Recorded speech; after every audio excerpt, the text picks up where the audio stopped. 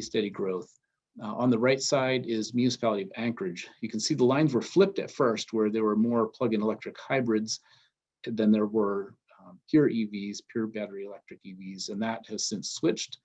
Our next, we're waiting for June 30th to come by so we can download the DMV data and crunch it, and we'll have numbers out by mid-July, we think. So it'll be interesting. I'm perceiving that there are a lot more vehicles out there right now than there were December 2020. So it'll be interesting to see through this COVID period how that number has changed. And finally, decide to throw up some resources of places to go. Our Chugach website has an EV page that has most of these listed. You can find what EVs are available on the market. Again, there's probably more than people think that are out there. I put a link here to EVs that are coming soon. PlugShare is a great place to get to look at where charging stations are available. Dimitri's graphs and mine are both, or I think his are and mine are from PlugShare, the maps that you looked at earlier. And then one thing I've had fun with recently is for the EV geeks out there, Inside EVs has a weekly podcast that's really robust, has a lot of information. It's a bunch of experts talking weekly about what's new in EVs and EV charging. And so if you want to geek out, tune into one of those sessions. And with that, I'll conclude, and I hope we have a really good dialogue. Thanks a lot.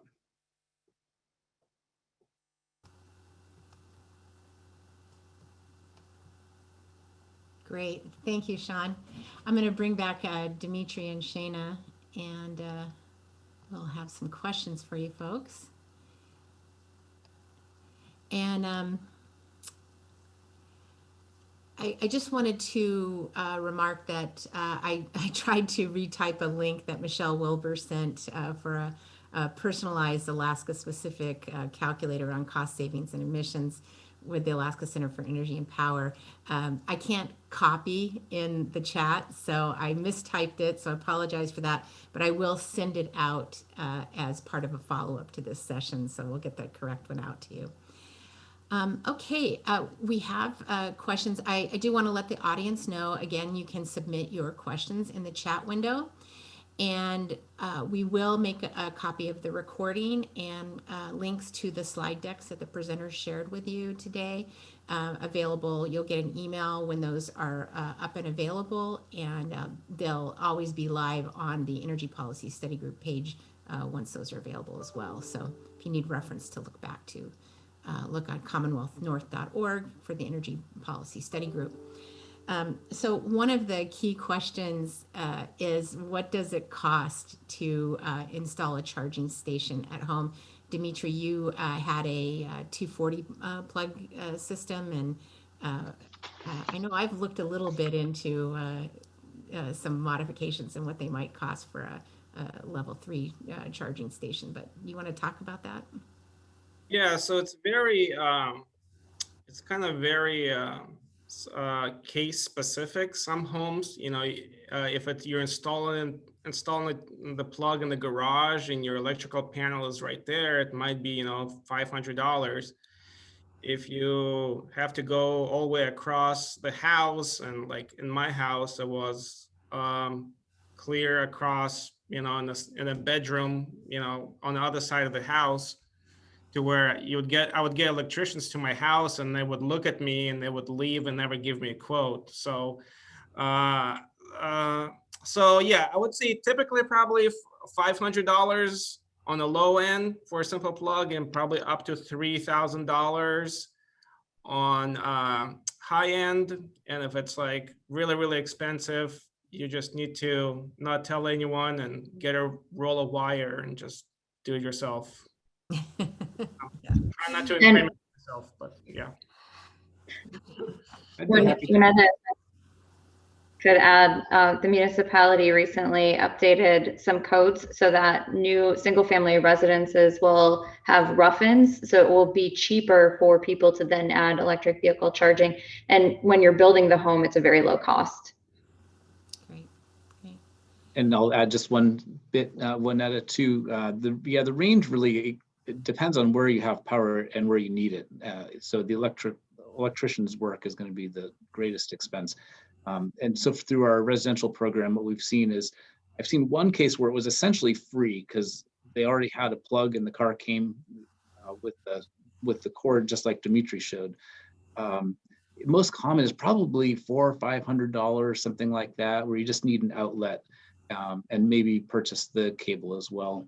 Some people have actually installed true level 2 chargers, and that the cost of that can go up, but it's not really needed because you probably your vehicle probably came with a cord that can do it out of a 240 volt outlet. Yeah.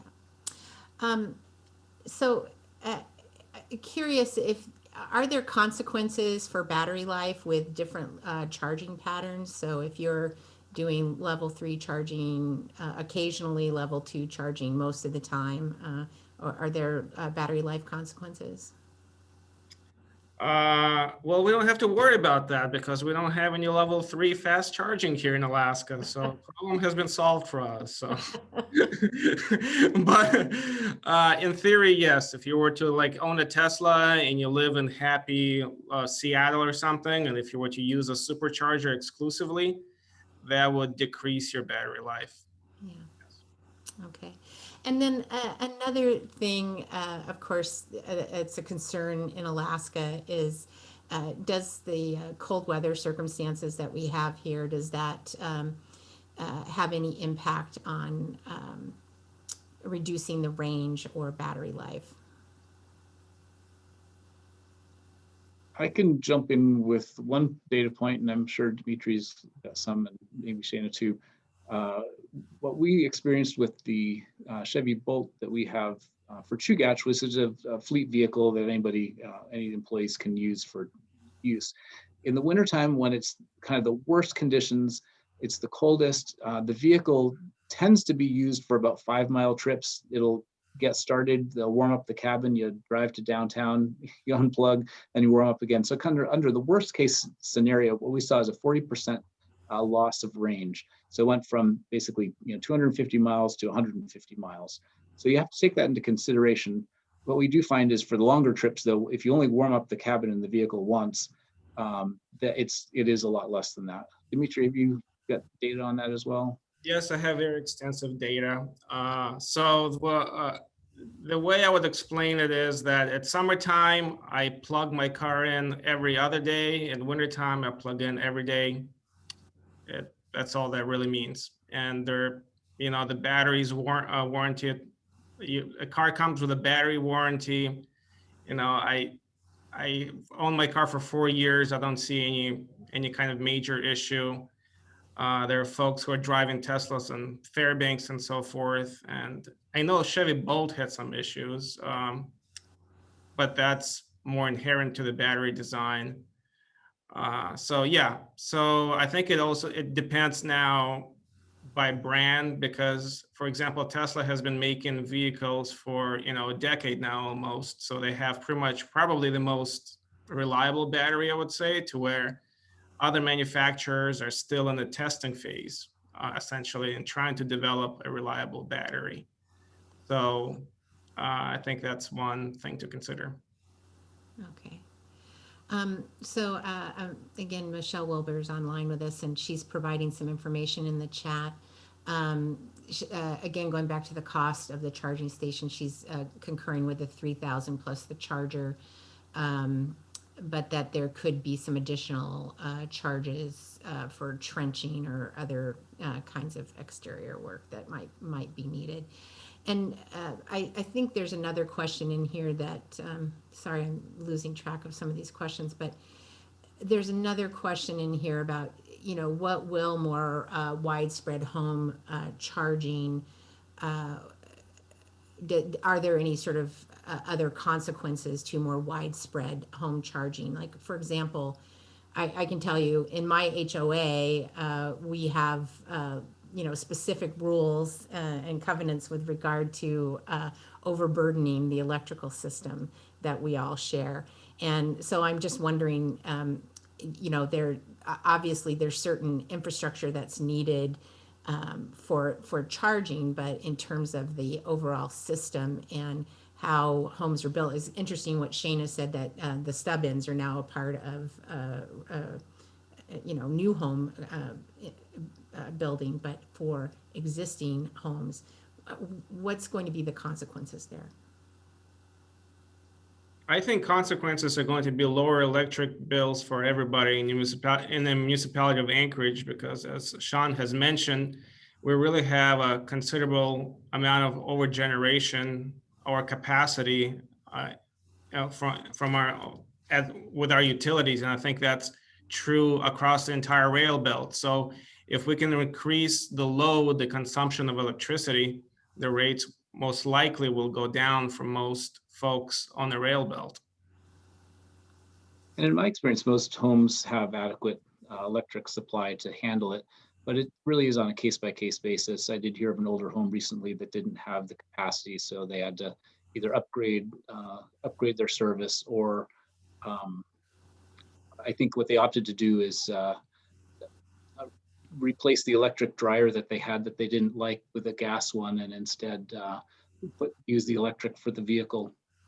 So there are different options, but for the most part, it's not going to be an issue.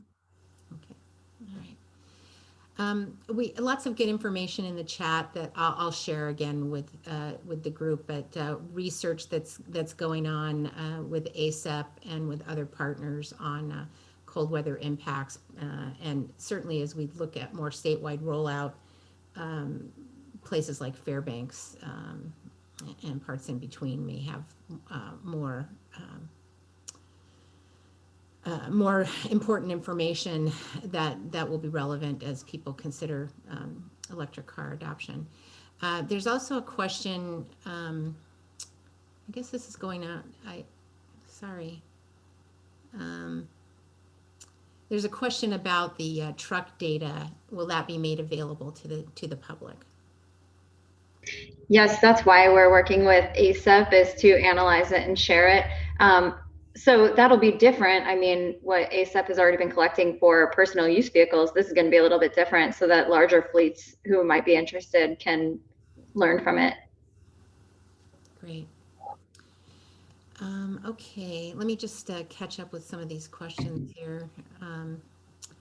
I apologize. Normally I'd have the chat set to host only, just because we've had some people abuse the privilege in the past with some editorializing. So, but I appreciate all the information that's here.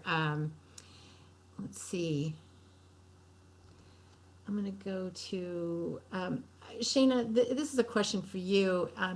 Is there a long-term plan with the municipality for additional electrical vehicle adoption?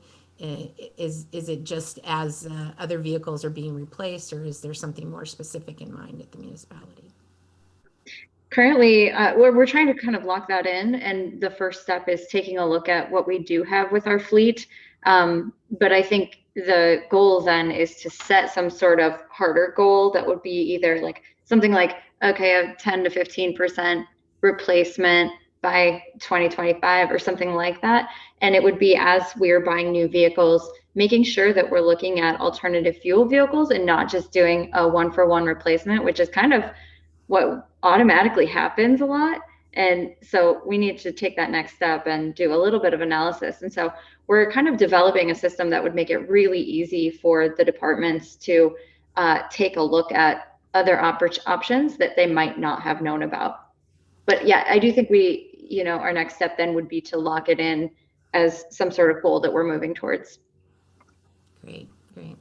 Well, we are coming up on the 1 o'clock hour, and we try to keep at that. So I apologize if we haven't gotten to all the questions. I was losing track of them because they were coming in a little bit quickly there. But we want to say thank you to all three of you, Shaina Kilcoyne, Dimitri Shein, and Sean Skaling. We appreciate you being here and sharing some insights. Bernie, did you have any thoughts you wanted to share before we sign off? No, I really appreciate the work starting off. I was involved with, when I was with the RCA, Juneau was the first place that really got involved with it, because they kind of started the ball rolling, and they're still rolling with it. So that's kind of nice. I guess I did have one question for Sean. Why are you in the AEA grant, you're talking about putting 9, but they're only 50 kilowatts, where some of them in the lower 48 are 200. Is there a reason for just keeping it down to that amount? I think the reason is just because they only had a certain amount of the Volkswagen settlement funds to distribute, about $1 million. And they wanted to build a whole road corridor from Fairbanks to Homer and Seward. So once you divide it out and provide a charger every 50 to 100 miles, there's just not that much money per location. So the folks who bid on it, I think, tended to bid to use as much of the grant money as possible and with a little bit less match. I don't think they were disqualified from using larger ones. They're just, adds cost. So this is it was a bid process. All right. That's good. Okay. All right. Well, thank you again to our panelists, and it's exciting information, and seeing the increased usage of electrical vehicles, and what a little bit of a glimpse of what the future might look like, that there's no reason to be anxious about being an electrical vehicle owner in Alaska. And probably we're going to be seeing lots more of that, and the work that you guys are all doing helping to facilitate it. So thanks again, and we'll be sharing the slide decks and recordings with the audience, and as well as some of the references that were made in chat. So happy weekend, everybody. Bye. Thanks. Thank you.